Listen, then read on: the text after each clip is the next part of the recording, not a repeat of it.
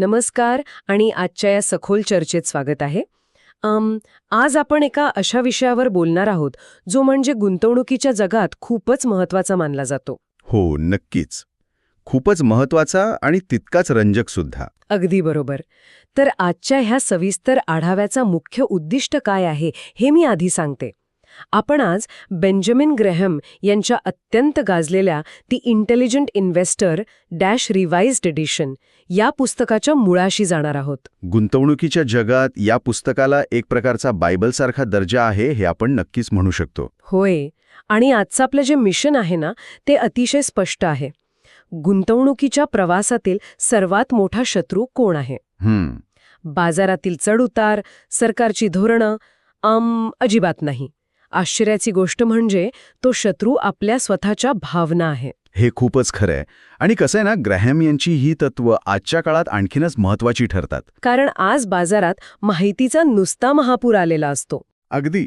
लोक क्षणाक्षणाला शेअर्सच्या किमती आपल्या मोबाईलवर पाहत असतात.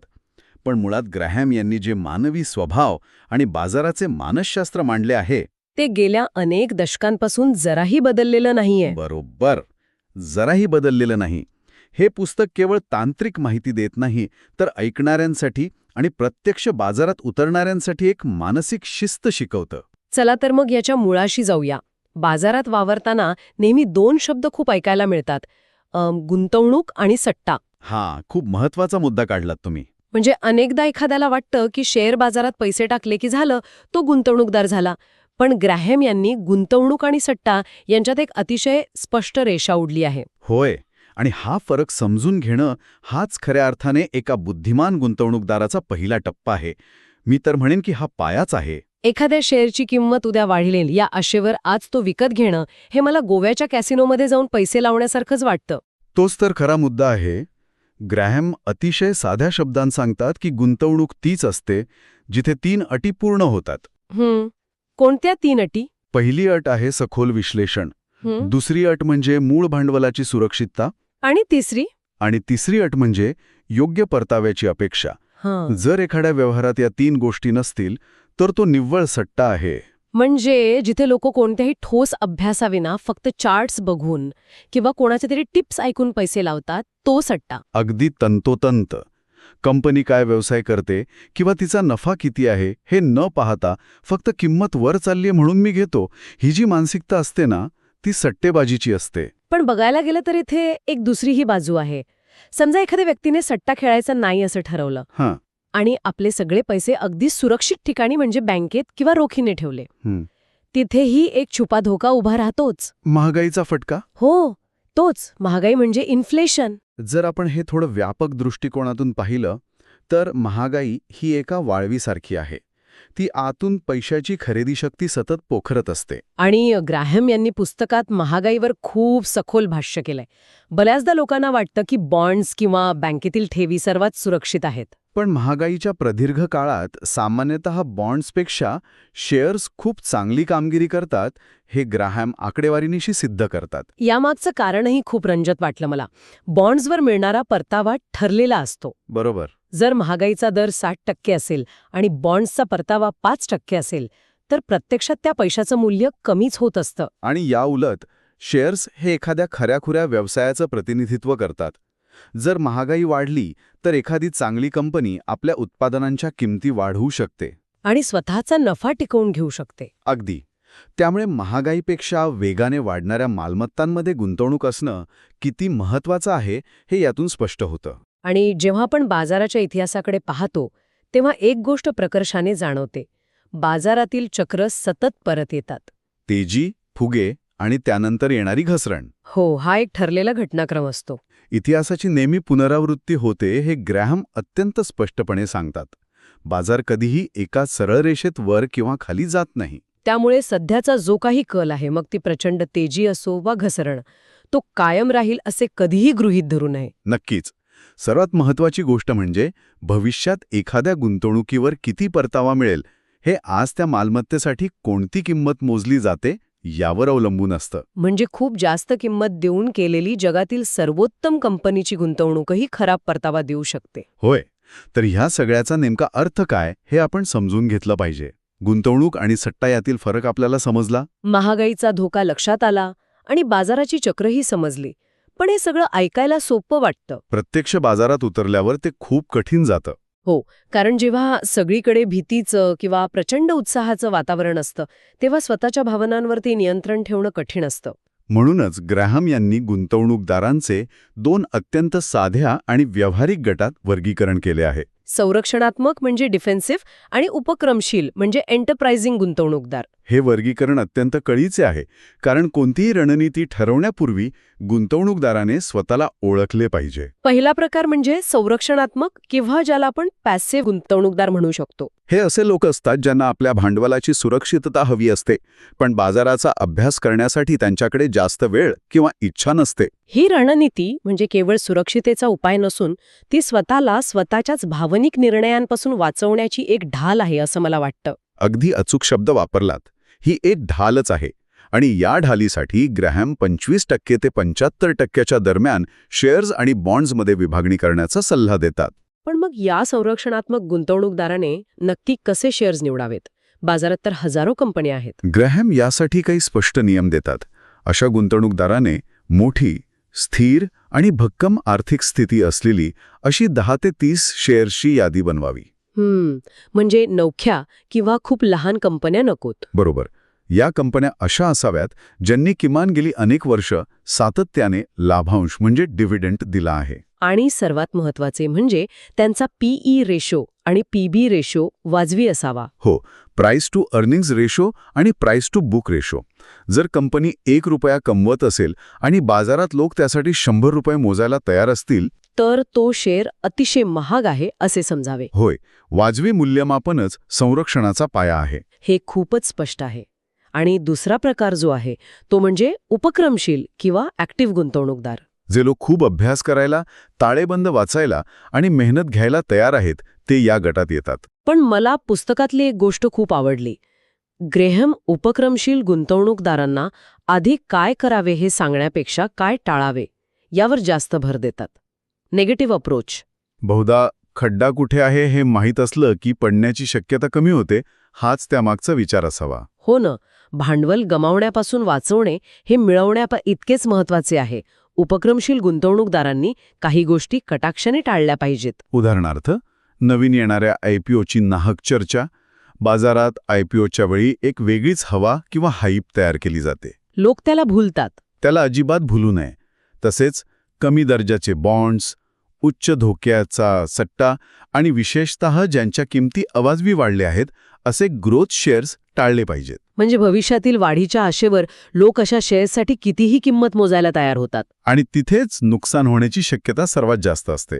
म्हणजे आधी धोके ओळखून ते टाळायचे, मग त्यांनी नेमकं काय शोधावे? तर ग्रॅहम यांच्या मते बाजारात ज्यांचे मूल्यमापन कमी झाले आहे असे शेअर्स, ज्याला आपण अंडरव्हॅल्यूड म्हणतो, किंवा काही विशिष्ट परिस्थिती म्हणजे स्पेशल सिच्युएशन्स. हो, समजा एखादी कंपनी जिचा पाया भक्कम आहे, जिचे व्यवस्थापन चांगले आहे, पण सध्या ती काही तात्पुरत्या अडचणींचा सामना करत आहे आणि त्यामुळे बाजाराने तिची किंमत पाडली आहे.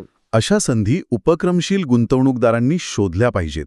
जिथे इतर लोक घाबरून पळ काढत आहेत तिथे शांतपणे अभ्यास करून खऱ्या मूल्याची खात्री पटल्यास तिथे गुंतवणूक करणे, हेच एका उपक्रमशील गुंतवणूकदाराचे खरे कौशल्य आहे. अगदी बरोबर. आणि इथेच हा विषय खऱ्या अर्थाने रंजक होतो. कारण जेव्हा आपण इतर लोकांच्या भीतीबद्दल किंवा उत्साहाबद्दल बोलतो तेव्हा आपण बाजाराच्या वर्तनाबद्दल बोलत असतो. आणि ग्रॅहम यांनी या बाजाराच्या भावनांना एक अत्यंत सुंदर आणि गमतीशीर रूपक दिले आहे. Mister market. होय, मिस्टर मार्केट ही संकल्पना कोणत्याही गुंतवणूकदारासाठी एक मोठा डोळे उघडणारा अनुभव आहे. ही खरोखरच आर्थिक विश्वातील सर्वात महान संकल्पनांपैकी एक आहे असं मला वाटतं. नक्कीच. बाजाराकडे एक अस्थिर आणि अत्यंत भावनिक व्यक्ती म्हणून पाहण्यास ग्रॅहम सांगतात.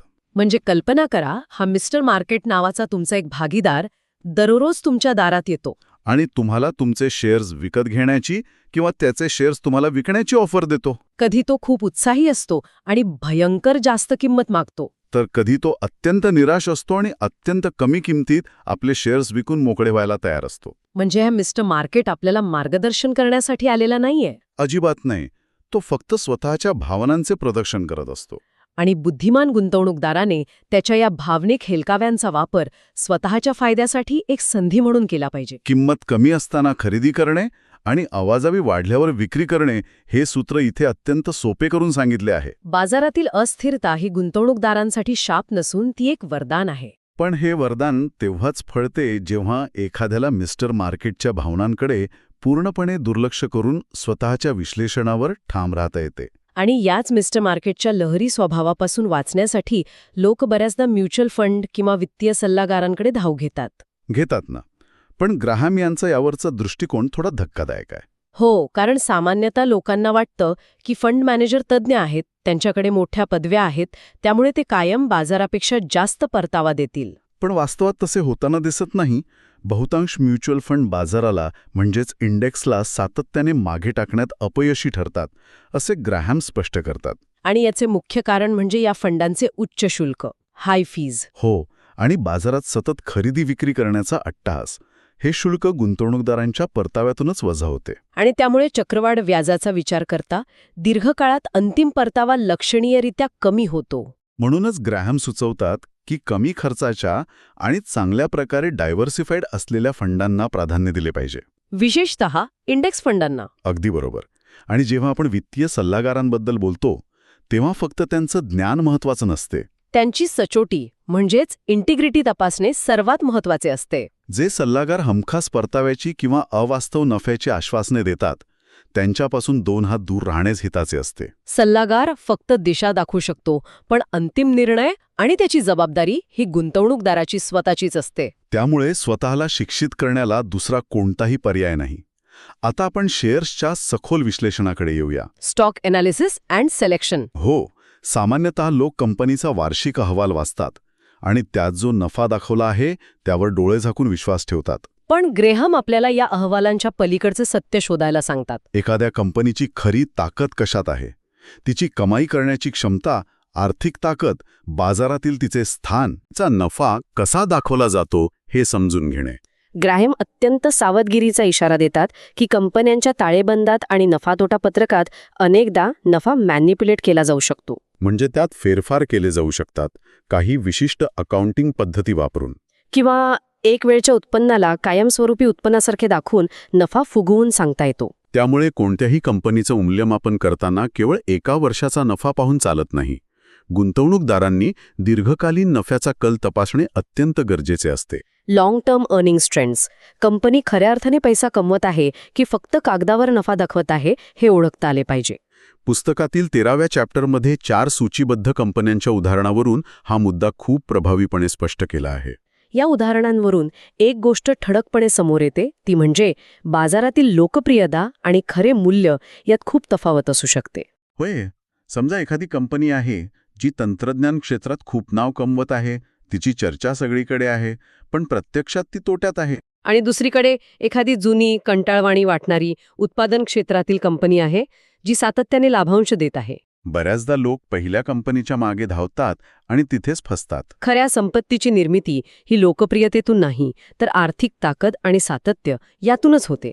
आपण मगाशी पाहिलेल्या संरक्षणात्मक गुंतवणूकदारासाठी कंपनीचा योग्य आकार, भक्कम ताळेबंद, स्थिर नफा आणि वाजवी पीई रेशो हे निकष अत्यंत महत्त्वाचे आहेत. तर उपक्रमशील गुंतवणूकदार सखोल विश्लेषणातून बाजाराने दुर्लक्षित केलेले पण भक्कम पाया असलेले शेअर्स शोधू शकतो. बरोबर आहे. आता आपण या सखोल चर्चेच्या सर्वात महत्त्वाच्या आणि शेवटच्या टप्प्याकडे आलो आहोत.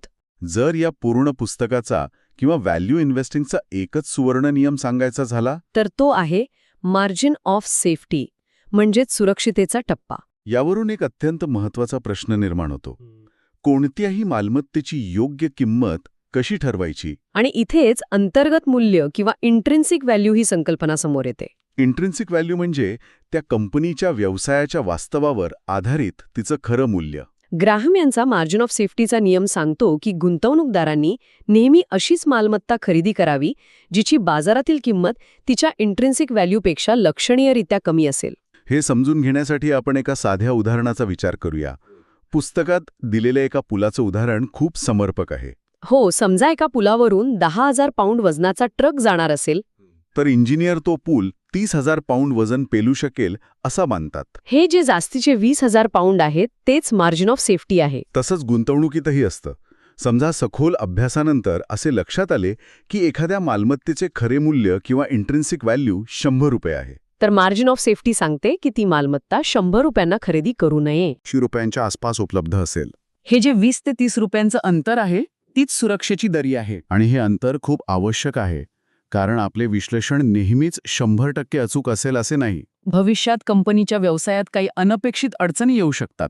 किंवा मगाशी पाहिल्याप्रमाणे मिस्टर मार्केटच्या लहरीपणामुळे बाजारात प्रचंड अस्थिरता येऊ शकते. अशा वेळी ही मार्जिन ऑफ सेफ्टी गुंतवणूकदाराला त्याच्या स्वतःच्या चुकांपासून आणि बाह्य धक्क्यांपासून एक अत्यंत मजबूत संरक्षण कवच प्रदान करते. आणि हे संरक्षण कवच फक्त सामान्य शेअर्समध्येच नाही, तर बाजारात उपलब्ध असलेल्या इतर साधनांमध्येही तपासायला हवे. पुस्तकाच्या 16व्या चॅप्टरमध्ये काही विशेष परिस्थितींचा उल्लेख आहे, जसे की कन्व्हर्टिबल इश्यूज आणि वॉरंट्स. जेव्हा आपण कन्व्हर्टिबल इश्यूज किंवा वॉरंट्सबद्दल बोलतो, तेव्हा थोडक्यात सांगायचं तर ही अशी साधने आहेत जी सुरुवातीला कर्जासारखी दिसतात, पण नंतर शेअर्समध्ये बदलतात. यामुळे मूळ भागधारकांचा नफा विभागला जातो, बरोबर? अगदी तसंच. सुरुवातीला गुंतवणूकदारांना ही खूप आकर्षक वाटू शकतं, पण ग्रॅहम स्पष्ट करतात की बऱ्याचदा अशी साधने गुंतवणूकदारांपेक्षा ती जारी करणाऱ्या कंपन्यांच्या जास्त फायद्याची असतात. इश्युअर्सच्या फायद्याची. हो, जेव्हा ही कर्जे शेअर्समध्ये बदलतात तेव्हा कंपनीच्या एकूण शेअर्सची संख्या वाढते आणि त्यामुळे प्रति शेअर मिळणारा नफा कमी होतो. म्हणूनच तिथे अतिशय सावधगिरी बाळगणे आवश्यक आहे. याशिवाय कॉर्पोरेट गव्हर्नन्स म्हणजेच कंपनीचे व्यवस्थापन भागधारकांप्रती किती प्रामाणिक आणि जबाबदार आहे याकडे लक्ष देणे हे एका खऱ्या मालकासारखा विचार करण्याचे लक्षण आहे. तर या संपूर्ण सखोल चर्चेचा जर आपण सारांश काढायचा झाला तर या पुस्तकातनं काही अत्यंत स्पष्ट आणि कायमस्वरूपी टिकणारे धडे मिळतात. पहिला आणि सर्वात महत्त्वाचा म्हणजे कोणत्याही परिस्थितीत मार्जिन ऑफ सेफ्टी ठेवूनच गुंतवणूक करा. दुसरा म्हणजे बाजाराच्या आणि इतरांच्या भावनिक प्रतिक्रियांकडे म्हणजेच मिस्टर मार्केटच्या वेडेपणाकडे पूर्णपणे दुर्लक्ष करा. तिसरा धडा, जोखीम कमी करण्यासाठी गुंतवणुकीत नेहमी विविधता आणा, डायव्हर्सिफिकेशन. चौथा म्हणजे रोज बदलणाऱ्या किमतीपेक्षा कंपनीच्या खऱ्या मूल्यावर इंट्रिन्सिक व्हॅल्यूवर लक्ष केंद्रित करा. आणि सर्वात शेवटचा आणि कदाचित सर्वात महत्त्वाचा धडा म्हणजे शेअर बाजारात केवळ एका व्यापाऱ्यासारखा नाही तर एका व्यवसाय मालकासारखा विचार करा. हे पाचही धडे एका बुद्धिमान गुंतवणूकदाराचा भक्कम पाया आहेत, ज्याला स्वतःच्या भावनांवर नियंत्रण मिळवता आले आणि ज्याने शिस्तबद्ध पद्धतीने खऱ्या मूल्याचा शोध घेतला तो बाजाराच्या कोणत्याही वादळात सुरक्षित राहू शकतो आणि खऱ्या अर्थाने संपत्ती निर्माण करू शकतो. खरोखरच हा एक अतिशय प्रगल्भ करणारा अनुभव होता. नक्कीच. पण जाता जाता या सर्व संदर्भांवर आधारित एक विचार आपण इथे ऐकणाऱ्यांसाठी ठेवून जाऊया, ज्यावर सर्वांनी स्वतः विचार करणे गरजेचे आहे. हो, कोणता विचार? जर हे खरे असेल की बाजारातील प्रत्येक मोठी घसरण आणि प्रत्येक मोठी तेजी हा फक्त मिस्टर मार्केटचा भावनिक खेळ आहे आणि इतिहासाची नेहमी पुनरावृत्ती होते, तर मग जेव्हा बाजारात मोठी घसरण होते, सगळीकडे निराशा असते, तेव्हा निर्माण होणारी ती भीती हीच भविष्यात संपत्ती निर्माण करण्याची सर्वात मोठी न वापरलेली संधी असू शकते का? खूपच खोल विचार आहे. आपण रोज स्वतःला हा प्रश्न विचारला पाहिजे की गुंतवणूक करताना आपण खऱ्या मूल्यावर लक्ष केंद्रित करत आहोत की फक्त मिस्टर मार्केटच्या आरडाओरडाला बळी पडत आहोत. खरोखरच एक अत्यंत महत्त्वपूर्ण आणि आत्मपरीक्षण करायला लावणारा विचार आहे. या शांत आणि सकारात्मक विचारासोबतच आपण आजच्या या सखोल चर्चेचा समारोप करूया. हा सविस्तर आढावा निश्चितच गुंतवणूक विश्वाकडे पाहण्याचा एक नवा दृष्टिकोन देईल.